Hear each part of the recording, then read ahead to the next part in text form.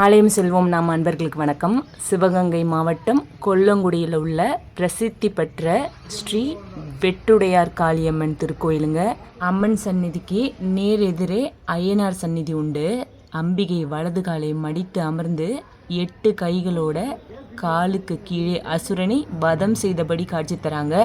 கொலை, கொள்ளை, கற்பழிப்பு, நம்பிக்கை துரோகம், வீண் பழி, அவமரியாதையால் பாதிக்கப்பட்டவர்கள், செய்யாத தவறுக்கு தண்டனைக்கு உள்ளானோர் தங்களுக்கு நீதி கிடைக்க இங்கே அம்பாள் சந்நிதியில் காசு வெட்டி போட்டு வழிபடுறாங்க.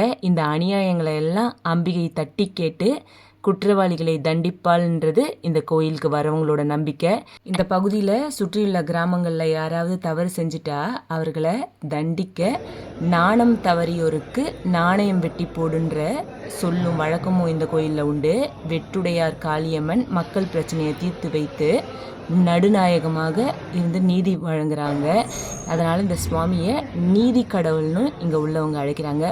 மட்டும் இல்லை, நோய் நீங்க, திருமணம் நடக்க, குழந்தை பாக்கியம், தோஷங்கள் நீங்க அம்பிகைக்கு அபிஷேகம் செய்து முடிக்காணிக்கை செலுத்தி இங்கே மாங்கல்ய பலத்துக்காகவும் இங்கே சுவாமி கிட்ட வேண்டிக்கிறாங்க. கோயில் எப்பயுமே நிரம்பி வழியுது. குறிப்பாக பௌர்ணமி, செவ்வாய், வெள்ளிக்கிழமைகளில் ரொம்ப விசேஷ பூஜைகளும் இருக்குது. இங்கே நிறைய பக்தர்களும் வராங்க.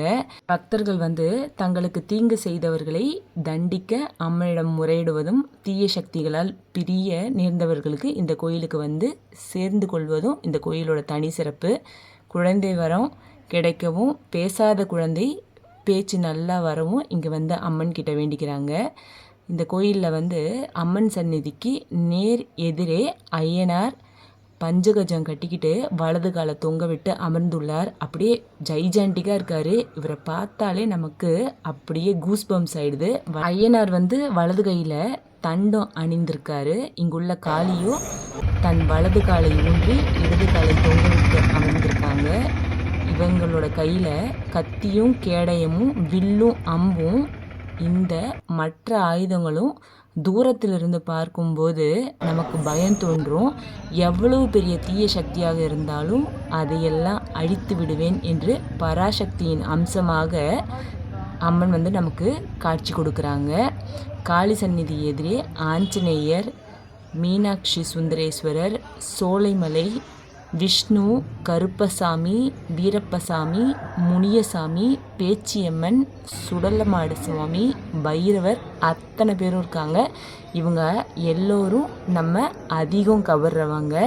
குலதெய்வ கோயிலில் பேச்சியம்மன், அப்புறம் சுடலமட சுவாமி, பைரவர், கருப்பசாமி இவங்கெல்லாம் இருப்பாங்க. நமக்கு இவங்க எல்லாருமே காக்கிற தெய்வங்க. இந்த கோயிலே ஃபுல்லாக நமக்கு ஏதாவது கெட்டது நடந்திருந்தாலோ இல்லை நடக்க போகிறதா இருந்தாலும் இங்கே போனால் அதுலேருந்து நம்ம விடுபட்டுருவோம்.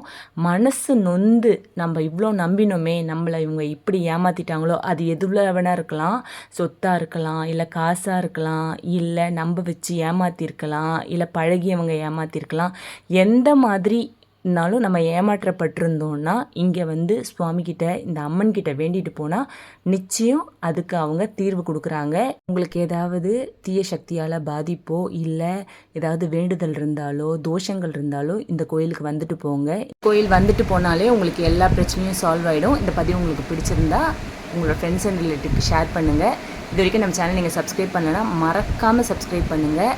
எல்லாம் வல்ல இறைவன் நம்ம எல்லோர் கூடயும் இருந்து நல்லதையும் நடத்தி கொடுப்பாங்க. நன்றி, வணக்கம்.